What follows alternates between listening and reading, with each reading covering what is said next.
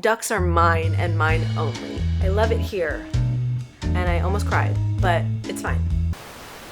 So I think that my whole life I have been interested in the concept of like being unique and being different from other people. Probably like 2 years ago, I started taking my art practice more seriously, and the pressure to stand out and be unique with my art made me so obsessed with trying to find an art style that stood out from the crowd. I would make art style inspo Pinterest boards, you know, I would like scroll through, and if I found a piece of art that I was like, I wanna make art like that, or like this part of this art inspires me, I would pin it to these boards. And I accumulated 1,378 pins on these boards. That's just a little bit absurd. I don't think the human brain is designed to process that much inspiration all at once. I think the reason that I was so obsessed with my hunt for a unique art style is because I wanted to do something that had never been done before. And I looked it up, and humans have been drawing for like 64,000 years. And yet I still felt the pressure to be totally one of a kind, totally unique. I wanted to have a conversation about why artists are so obsessed with the concept of being unique. Is it good for our creativity? Is it good for our mental? And is all of this just a shallow performance to make other people think that we are cool?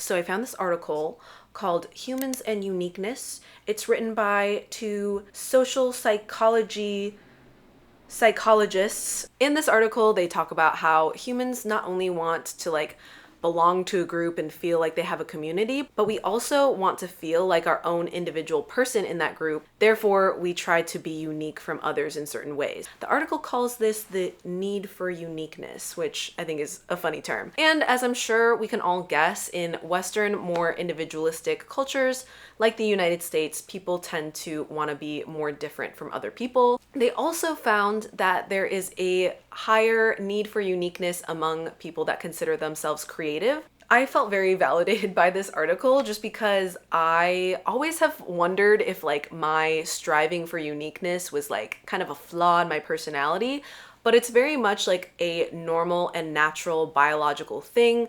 We need to feel like we are distinct individuals in our group so that like people can truly like see us for who we are. So I asked people over my Instagram if they had any thoughts or reasons that they personally feel the pressure to stand out and be unique. And here are some of the responses I got. I think we obsess to have a signature look / style so that people can easily recognize our work. Identity, trying to find out what makes us different. A large factor for me is fear of being accused of copying / stealing and being attacked for it online. Some of my dance friends and I were talking about this, and it's just so interesting because no matter what your like creative thing is, a lot of us feel these same pressures to stand out and be unique.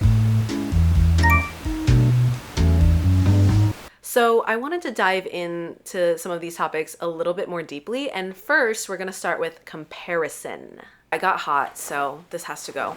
I think that with social media, it's just so easy to compare ourselves to other people, and we also open ourselves up for criticism. And I think that's why people are so scared of being called a copycat, because people online can be kind of ruthless. But one funny example of this in my life is that I had this one commenter on YouTube that would always be like, "Oh, you drew tigers and a duck? Just like Lee Ellickson, LOL." It's one thing to draw the same things as other people, but it's another thing, obviously, to totally rip off their art style. I definitely get that. I personally feel like I draw a lot of influence from artists like Lee Ellickson. So I bring up that example just to illustrate how people online will go to far lengths to defend their fave if they think that you are copying them. So I think that's why a lot of people think that like, okay, if I just come up with a style that's totally different from what other people are doing, no one will bother me and I will be fine. But I'm here to tell you that if you draw ducks, apparently you are stealing from me. Ducks are mine and mine only. Don't ever draw them. I think there definitely is a line where it turns into like straight up riffing off someone's unique art process and art style. But I feel like you kind of know if you're doing that.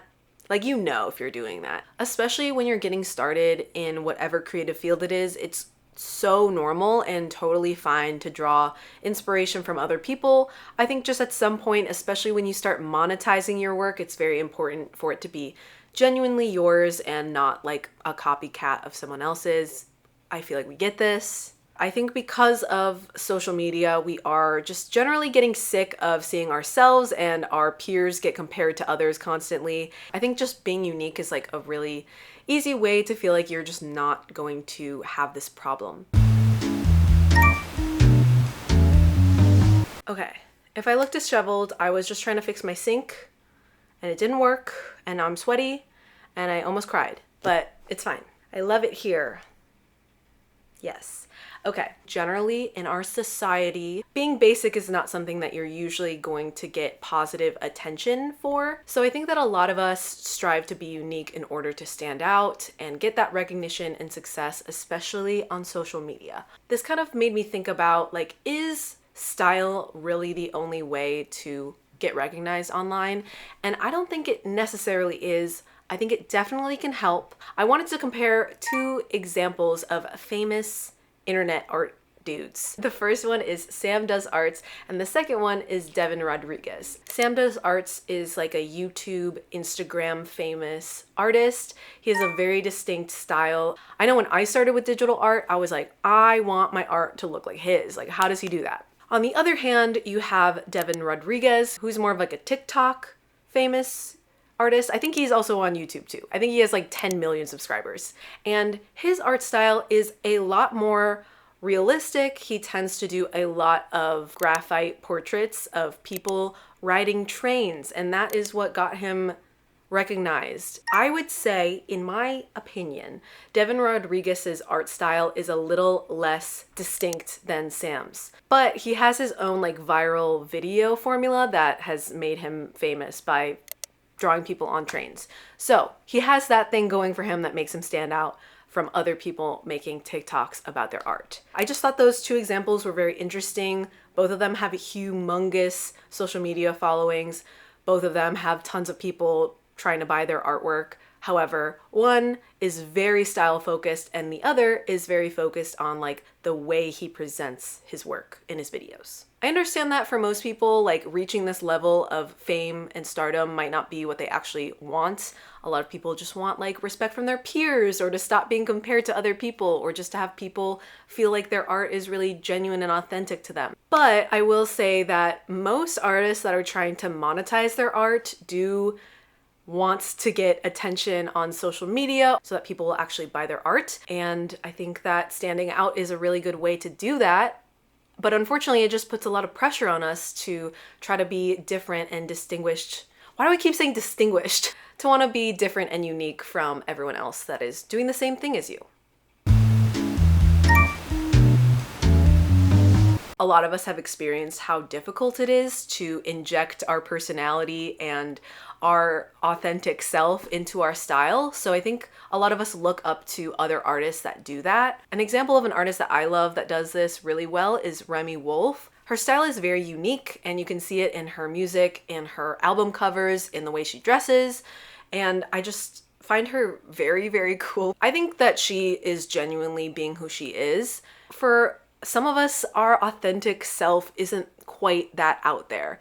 Like a lot of us have shared experiences, have shared preferences, and that means that the way we present to the world and the way our artwork looks to the world or whatever it is that we're creating, it might not end up being that radically different from what's already out there. I think that two musicians could make a song on the piano, and because of their common influences, they might end up with a song that's like kind of similar sounding. So instead of like comparing how my finished pieces are looking compared to other artists, or like comparing how I dance compared to other people, it's been helping me to just really try to think about being authentic to who I am. I don't think it's any easier, honestly, because in order to be authentic to you, you really have to like tune out kind of like all the external factors that are trying to tell you what to do, and instead just really tune into like, what do I like to do? I'm just hoping that if I continue down that path of trying to be authentic to who I am, as I continue to develop my skills, hopefully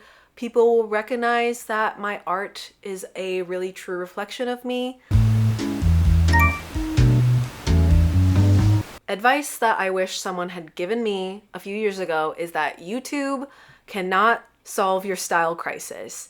Other people are not going to be able to tell you how to find a style to work in that like feels good to you, because ultimately you have to be the one that figures that out for yourself. Back in like middle school, I would read those like how to find your perfect style for back to school articles in like Teen Vogue, and they never worked.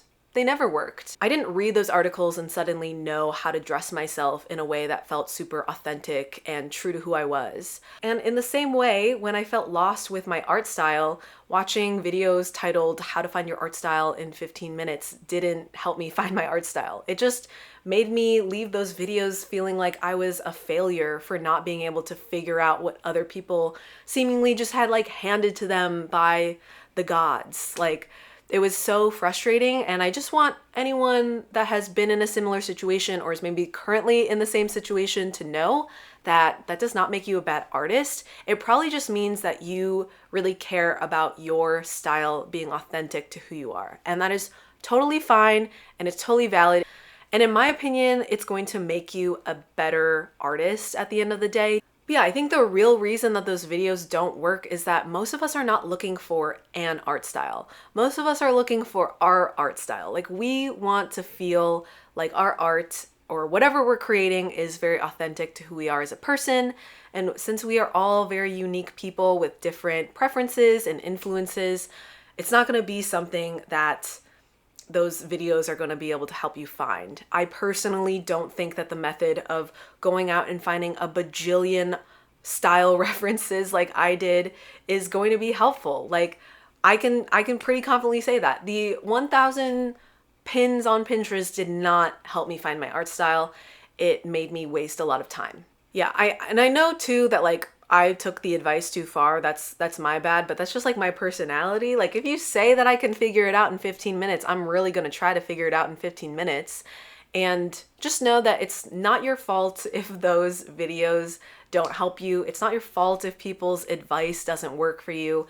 Also, in case no one has ever told you this, your art is still super valuable, even if it's not unique, even if it's not consistent, even if you don't even think it's very good. There's so much value just in like creating the piece in the first place, honestly.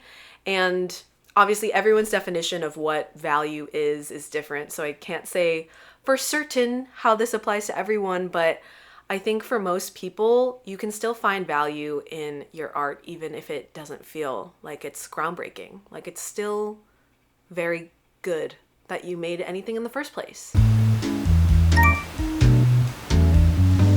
So yeah, humans have been creating art for forever. There's been so many super talented, creative people that have walked the earth before us. And I think trying to be totally one of a kind and unique is honestly kind of like a pointless pursuit.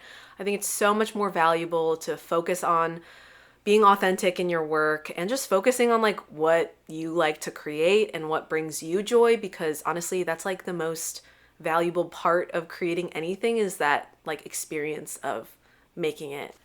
And I know that a lot of this is so much easier said than done, and there's still a lot of like frustrations that we all have about the comparison culture that we're in and social media and trying to, you know, stand out and get our work recognized. I think it's like a huge struggle that we're all in, but at least know that we're kind of like all in this together. You're not a failure and you're not a bad artist for feeling these feelings. It's super normal, I think. But also, I'm not that normal, so I know a lot of people have thoughts on art style and the need to be unique and the competitiveness that we're all feeling. So I'd be very interested to hear if you have any thoughts. Please do share. This video is kindly sponsored by my patrons. Thank you so much to the lovely people over there who choose to support me every single month. If you want to check it out, I will link it below. Every month you can sign up for a different tier and you can either get digital downloads, you can get a podcast that I make every month that's super fun. It's just like a really casual sit down chit chat vibe. Yeah, I appreciate you watching so much, and I hope you have an amazing rest of your day. And remember that you rock. You do. It's true.